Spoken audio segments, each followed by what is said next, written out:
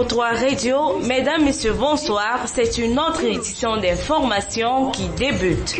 À la une, santé et politique. President Paul Biya receives United Nations envoy at the Unity Palace.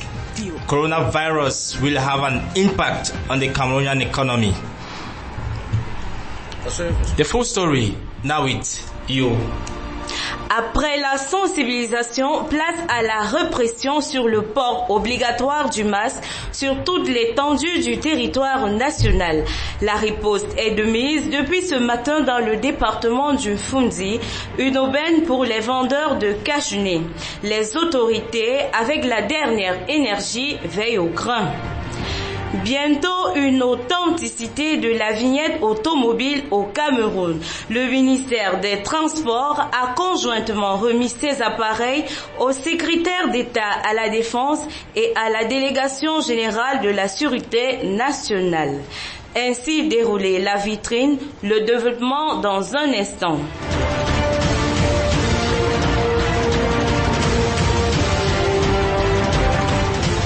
Bonsoir et bienvenue une fois de plus. Le Cameroun atteint déjà le seuil de 3000 cas détectés positifs au Covid-19. 15 jours après le déconfinement progressif, le nombre de cas ne fait qu'accroître. Déjà 2954 personnes infectées, 150 guéris et 139 décès. Au vu de ces statistiques alarmantes, il y a lieu de questionner la discipline autour de cette pandémie. C'est à souhait que des mesures coercitives entrent en vigueur ce jour dans le pays. Dans le même sillage, le message porté du ministre de la Décentralisation et du Développement local, Georges Elanga Obam, en date du 13 mai 2020, instruit les préfets d'inviter les maires à prendre des mesures coercitive au non-respect du port du masque facial. À cet effet, des amendes allant de 500 à 2000 francs sont à payer en fonction de l'article 218 du Code général des collectivités territoriales décentralisées. Ceci après délibération du conseil municipal. Dans le Fundi, le préfet Jean-Claude Tilla a décidé de passer à la phase répressive aujourd'hui. Les forces de l'ordre sont chargées de faire respecter cette mesure. Entre autres, le port obligatoire du masque et la distanciation sociale dans les lieux publics, espaces de loisirs, véhicules de transport, mototaxis, ainsi que les débits de poissons et lieux de culte. Tout véhicule de transport commun ou toute mototaxi en surcharge ira directement à la fourrière. Les débits de boissons et lieux de culte temporairement fermés dans le cas échéant.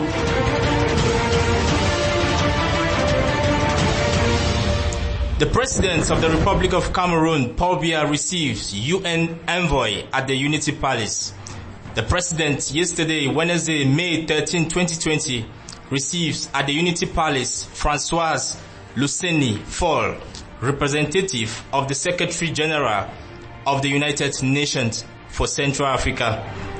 Their discussion focused mainly on the fight against COVID-19 and the ongoing Anglophone crisis in the north and the southwest regions of Cameroon, security, economic and political issues affecting the sub-region. The August guests say they discussed the situation in the sub-region and Cameroon in particular, more especially on regional integration and the fight against COVID-19. He says the President has carried out relevant analysis and also provide valuable advice to face the challenges of peace and security in the sub-region. This presidential outing have quashed the uncontrolled thirst from people who have been doubting the presence of the President at the Unity Palace. Now still on coronavirus. Coronavirus will impact the economy of Cameroon by 80 billion francs CFA. This statement is made at a press conference by the Minister of Finance yesterday, May 13, 2020. According to the Minister, Louis Paul Motaze, The COVID-19 pandemic arrived the country on March 6, 2020 and will cost the country 800 billion francs CFA. The government authorities indicate that the financial impact is on the custom revenue and state charges.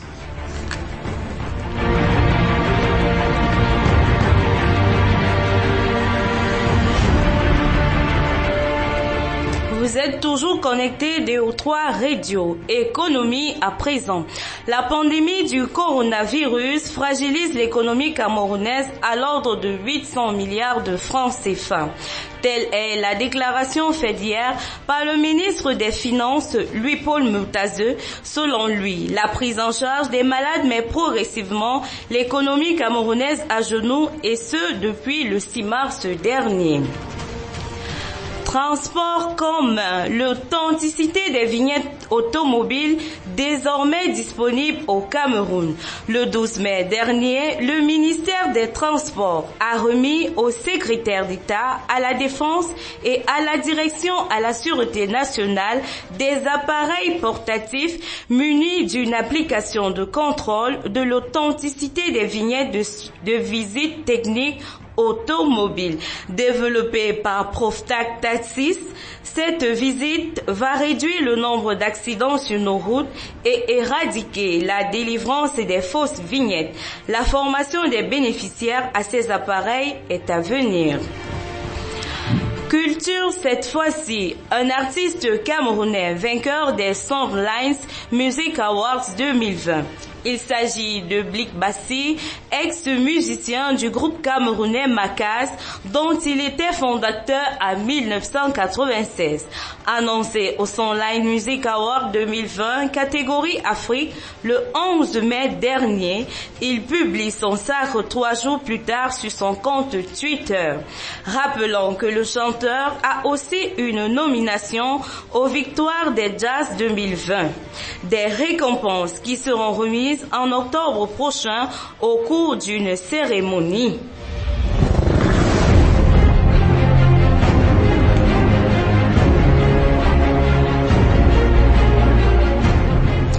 Cameroon registered about 3,000 infected people of COVID-19. Some 15 days ago, after the government declared progressive deconfinement, the number of deaths caused by the COVID-19 has been tripled. 2,954 people are infected with the COVID-19. 155 have recovered and 139 deaths.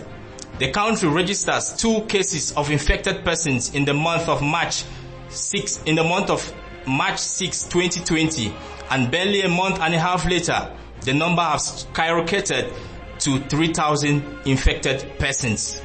Today, barriers in transportation sector has been loosened. Bars and restaurants are operational normally. Markets are functioning.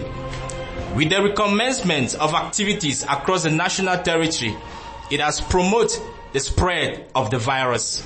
Yesterday, May 13, 2020, George Elanga Obam, Minister of Decentralization and Local Development, signed a decree and sent to administrative authorities asking them to impose fines ranging from 500 to 2,000 francs to anyone who will not wear a nose mask in public places.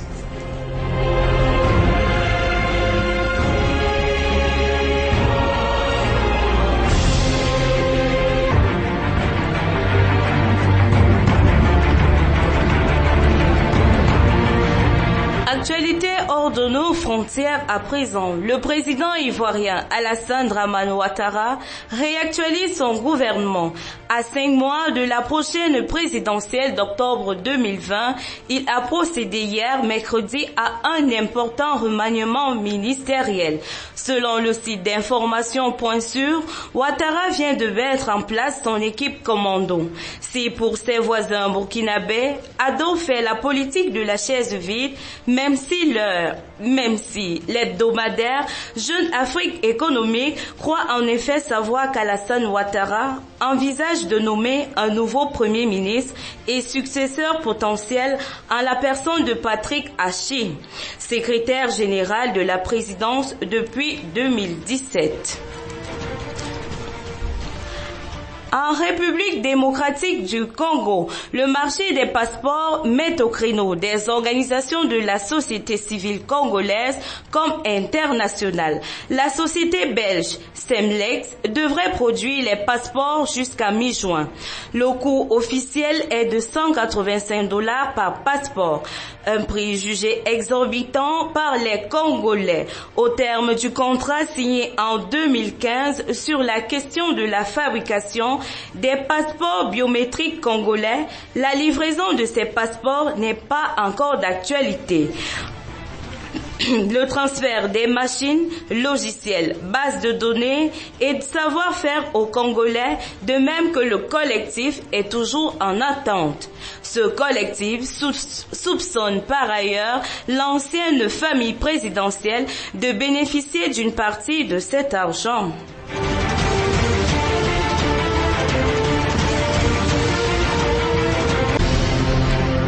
The gendarmerie and police have an application to check the authenticity of car stickers. The Minister of Transport hands over to the General Delegation for National Security and the State Secretariat for Defense in charge of National Gendarmerie portable device fit for checking the authenticity of technical state of vehicles, known as inspection stickers, this May 12, 2020. These new stickers developed by Prof. Takatis will help reduce the number of accidents on our roads caused by the technical conditions of the vehicles plying the roads and will eradicate the issue of false stickers. Now more on culture. Cameroon artist Blake Bassi wins the Songline Music Award 2020. On May 11, 2020 was the announcement of his nomination to the Songlines Music Award 2020 for the Africa category. The singer announced it on his Twitter account that he won the prize in his category. The Cameroonian singer also received a nomination for the Victoire du Jazz Music in France. The ex-musician of the famous Cameroonian group Makas, of which he is a co-founder in 1996. Blake Bassi began his solo career in 2005 after settling in France. Blake Bassi won in December 2019 the World Music Grand Prize award by SACEM. Now more international news.